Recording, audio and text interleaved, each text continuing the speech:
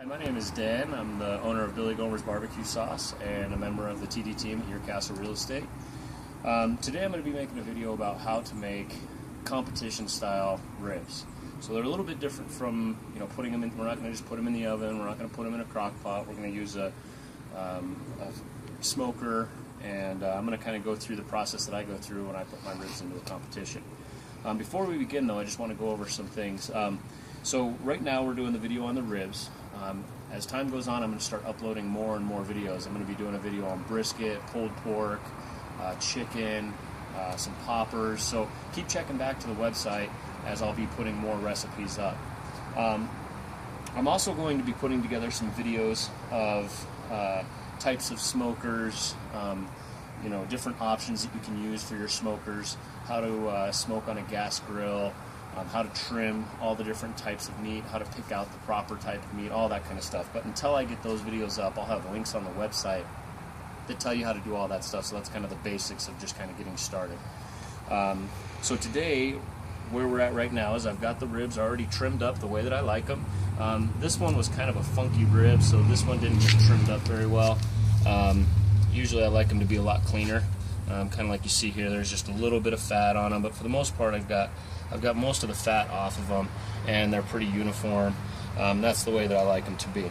Okay, so now what we're going to do, now that I have them all trimmed up, and by the way, I got these ribs from Costco. If you're not sure where to get ribs from, I've tried them from I don't even know how many different places, and Costco, as far as I'm concerned, has the best ribs in town, so I always use Costco ribs.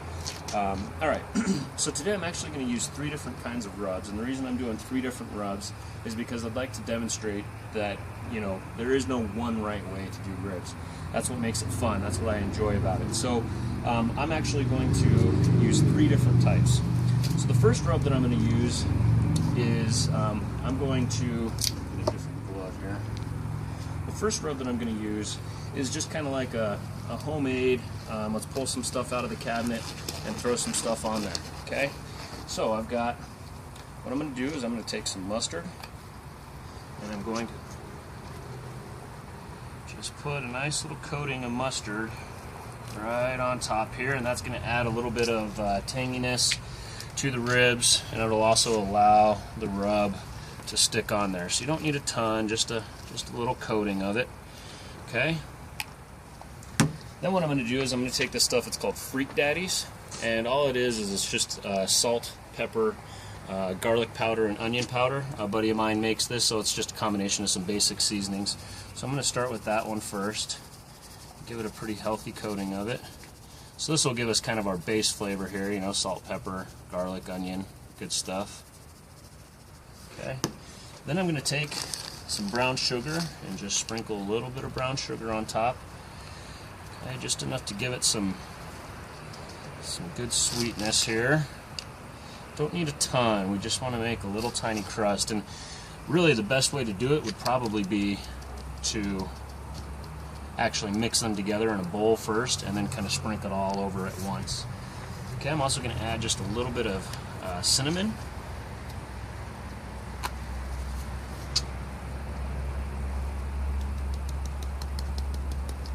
Once again, this probably would work a little bit better if you would just mix it all beforehand.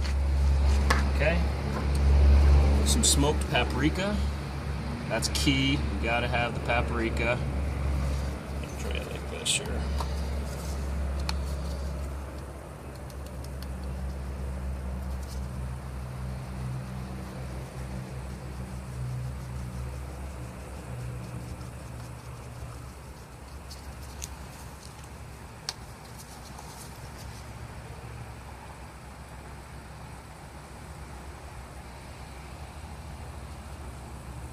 Okay, and then I like a little bit of spice, so I'm going to add just a little bit of cayenne pepper, just to give it a little bit of spice.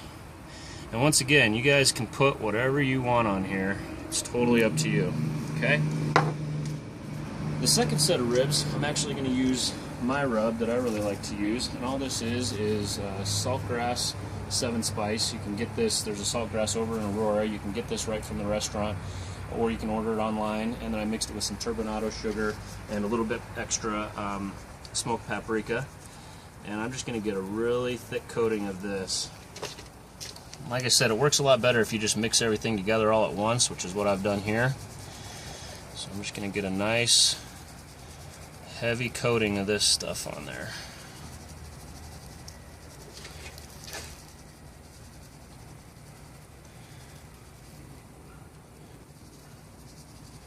Okay. Alright. This last set of ribs, like I said, you know, it's one of the things that I love about ribs and barbecue in general is it gives you a lot of opportunity to get creative and do different things and just try stuff out and see how it works. So I actually was just going through my cupboard this morning thinking, you know, what could I put on that third rack? And I pulled out this prime rib rub that I got at Ace Hardware over off of University and right by Eastridge. They have a huge selection of rubs. It's a good place to check out. So anyway, I found this and I was like, you know what? It's a prime rib rub, but it has rib in the name, so I might as well give it a shot. So I'm just going to throw this on there and we'll just find out what it tastes like. I kind of have an idea of how it's going to work, but I'm about 50-50 as to whether or not it's going to be good. So, but like I said, that's part of the fun of barbecue. You get to play with stuff and just test it out.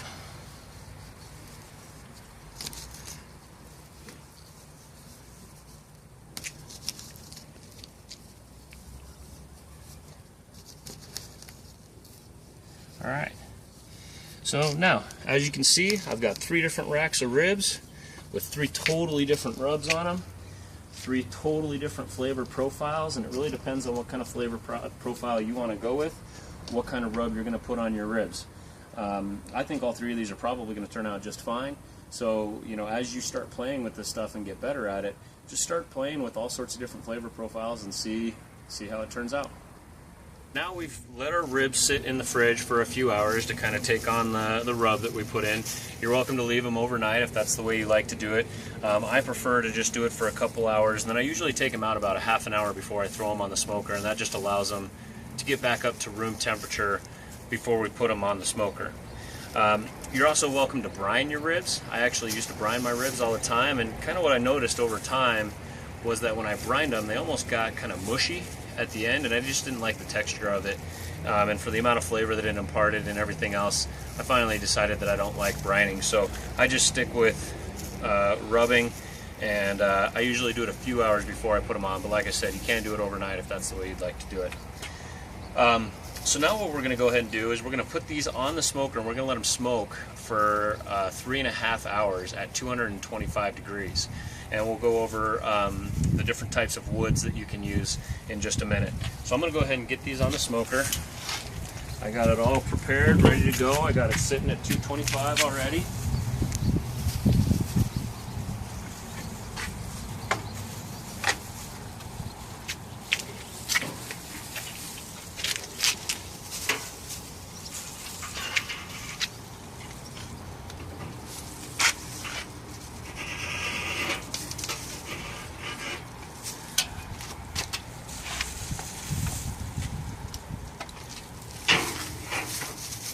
Try and get them as close to the middle as I can because you're going to get the most even heat that way. You're going to get most of the heat coming up through the edges, so you want to keep them towards the middle. Alright, so that's it. So we're going to cover these up and we're going to let them sit for 3.5 hours at 225 degrees. Alright, so as you can see, we've got the smoker cooking here. We've got some wood down in the coals, which is creating the smoke, which is going to impart a lot of flavor onto our ribs. So let's talk a little bit about the types of wood that I've decided to use today. I've actually decided to use 4 different types of wood today.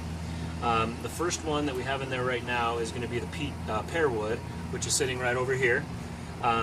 We're also going to use some peach, some sassafras, excuse me, and some cherry. The reason that I've chosen these 4 woods today is because I really like the fruity woods. I like how they impart kind of a light, fruity flavor into the meat. It's a very subtle kind of flavor. So usually you have to supplement it with something, which is why I have the sassafras. It gives it a little bit of extra just a little bit of extra body, I guess, for lack of a better word. And usually when I do these fruity mixtures, I'll use a little bit of mesquite as well. Today I don't have any mesquite, so I'm not using it, but the mesquite kind of gives that normal smoky flavor that you might be accustomed to and used to. So I like to use a little bit of that, it just kind of gives, once again, a little bit more body to it. It's a really good idea if you want to start experimenting with woods to try individual woods all by themselves. So make a rack of ribs and use only pear. Next time use only peach. Next time use only cherry or apple or whatever. And then you start to get a feel for what the individual flavors of the woods are. Try one with hickory, with mesquite, whatever. So I've done that with all of these woods, so I kind of have an idea of what each of the different woods, what kind of flavor they impart. And these are just the ones that I tend to like the most. Now what we're going to do is, the ribs have been cooking for 3.5 hours, and we're ready to pull them off, and we're going to wrap them in foil, and then we're going to put them back on at the same temperature, 225, for another 2 hours on top of that, okay? So I'm going to show you how to get the foil prepared so that your ribs don't leak all over the place, okay? So the first thing is get the heavy-duty foil. So I've got the heavy-duty, you know, extra big size aluminum foil. That seems to work the best. And what I'm going to do is I'm going to take 3 pieces out, and I'm going to kind of measure by using the end of the table. So then I get the same size pieces every time. You want it to be just long enough to set your ribs on it and be able to curl up the end. So that's how long you're going for. So, you know, 18 to 24 inches, I would say.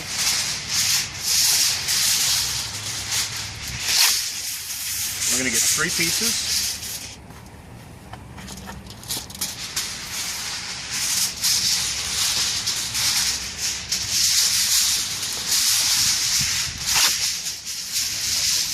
And we're just going to stack them up like this.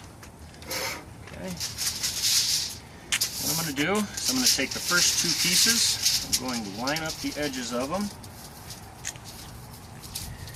Okay, like that. And I'm going to make these into one big sheet by just folding this up here.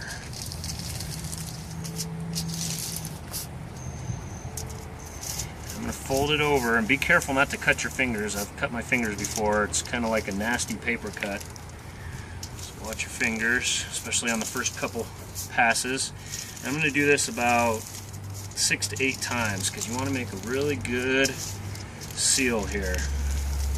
Because if you don't, when we take our ribs off and we put all the yummy stuff on top, which we'll do next, it'll all just leak out all over the place.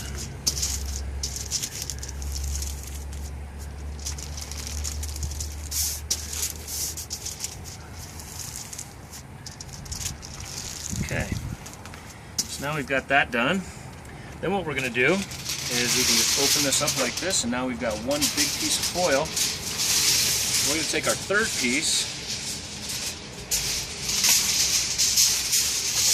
and the reason we have a 3rd piece is because it's just going to help support the ribs once we put them on here. It's going to, if you don't add this 3rd piece on top here, there's a high likelihood that when you pick up your ribs and move them around, you're going to get a hole in the bottom of this foil, and it's going to drip all over the place. Ask my wife, I've gotten it all over the place before, and she's not super excited about it. So put this 3rd piece of foil down right here. It'll give you that extra little support that you need. We're about halfway through the cooking process now, and what I like to do about every half an hour during the initial cooking process is I like to spray them down with either Coke, Pepsi, Dr. Pepper, whatever you like. And the reason that I like to do that, some people will use vinegar, apple cider vinegar, some people will use fruit juices, some people won't spray them at all. I prefer to spray them, and I've used all of those, and I choose to use Coke, Pepsi, or Dr. Pepper. I don't really care which one. The reason that I use those is because they give it a nice flavor. They kind of create a little bit of caramelization on the top, and they just give a little bit of sweetness right when you first bite into the top of the rib. And I think it complements a lot of the other flavors that I have going on the ribs. So about every half an hour, I'll just spray them down until they get, you know, fairly wet. And then I'll let that caramelize on there and do it again. So you can see the ribs have been cooking for a few hours now. You can see they've got some pretty good color to them. And I'm just going to take this and I'm just going to spray it. I'm not going to drench them, but I'm going to get them pretty wet. I want to make sure that you get, you know, a nice coating on there. Just like that. Seal this back up and let it keep cooking, and in about another half an hour I'm going to come back out and do it again. Alright, so you guys have been patient now for 3.5 hours. Your ribs should be ready to come off the smoker, and so what we're going to do next is one of my favorite parts. So what we're going to do is we're going to put a glaze on the ribs.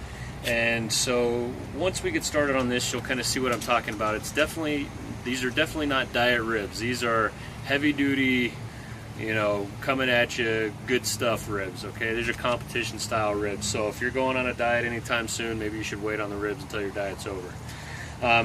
So what we're going to do is we're going to go ahead and pull these things off of here, and just keep in mind the reason that we do the glaze, there's actually 2 reasons for it. Number one, it just adds a lot of flavor on the top. It puts a nice sheen on the ribs once you pull them off of the smoker, and before you serve them up. The other thing is it's going to create kind of a juice in the bottom of the foil after we wrap these that you can actually turn the whole slab over into and dip it right before you put them on your cutting board and slice them up. So it's kind of two reasons why we do that. So when we grab our ribs off of the smoker, what you're looking for right now is you want to be able to just barely get them to start to tear. So these ones are about right, okay? So what we're going to do, we're going to pull it over here. So right up on there, close our smoker up. All right. So first thing we're going to do is we're going to take some Parquet squeeze butter,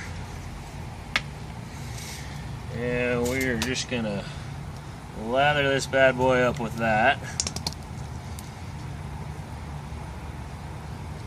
And we'll keep going. And a little bit more. Alright, there we go. We want, some people will even put more than that. We want to put lots and lots of gooey, yummy goodness on there.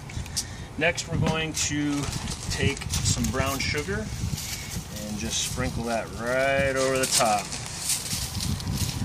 Now you can play around with the order of these 3 things. I've done honey first, I've done brown sugar first, I've done butter first, and I haven't really found that one way works better than the other.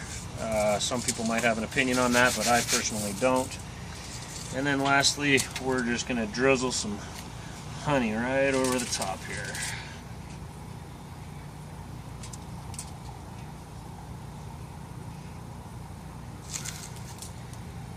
Like I said, barbecue is not about losing weight. Barbecue is about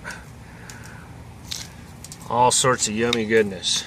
Alright, now what we're going to do is we're going to go ahead and wrap our ribs up. We want to try and keep the foil from touching the meat itself. So that's why we have such a big piece of foil. All we're going to do, bring these 2 edges to touch right in the middle.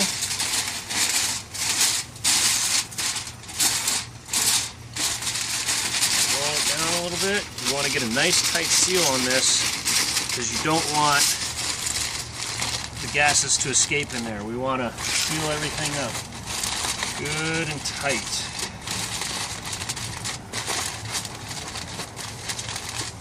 That's the whole objective here. Leave just a little pocket of air there, right in there. Then what we're going to do is we're going to take this, put it right back on the smoker, and we're going to keep it going for another 2 hours wrapped up in the foil, just like that. So that's it.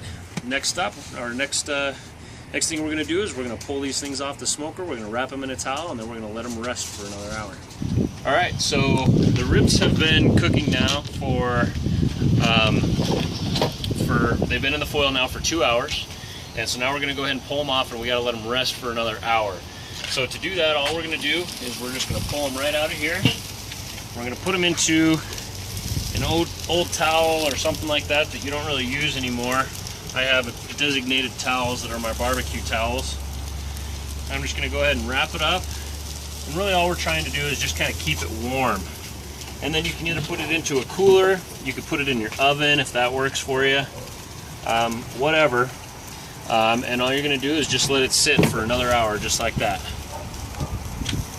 So now the ribs have rested for an hour in the towel, so I've taken them out of the cooler.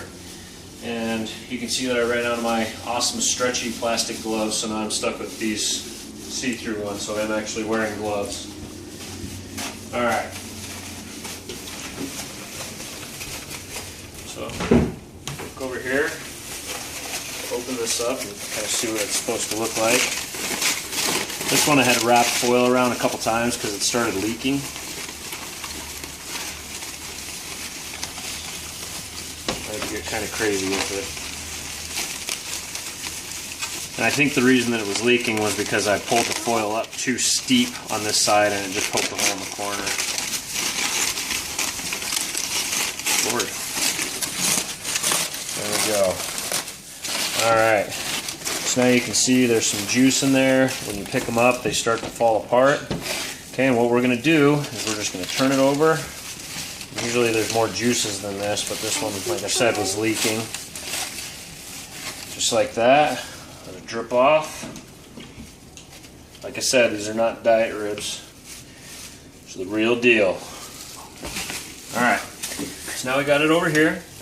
Now, where your best ribs are going to be really depends on how you cooked it. If it's undercooked, then your best ribs are going to be down here. If it's overcooked, your best ribs will be down here. I always like to just start in the middle. Oh, and before we slice it up, the last thing that we need to do, I always use Billy Gomer's Cherry Chipotle barbecue sauce when I do smoked meat like this, because it has a really smoky flavor and it just goes well with the meat. Now ideally what you would do is you'd let these ribs sit for about 5 minutes, just like this, and they'll kind of thicken up.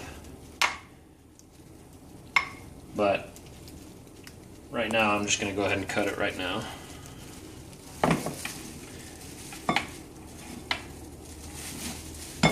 Alright, so what I'm going to do is I'm going to pick up the rack. I'm going to find the bone on each side. I'm going to put it on that point there. Find the bone over here. And then I'm going to do it in one stroke. Whoops. That was a bad cut. Let's try again.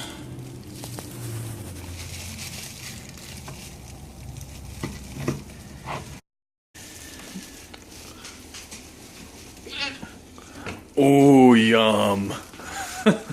That's a perfect rib right there. Can I have a try? You can see that it pulls away from the bone, but for the most part it holds my teeth. It's not falling off the bone, but it's really soft, tender, and juicy. And the bone started to turn white right after I bit it. So that's a perfectly cooked rib. That's what you want.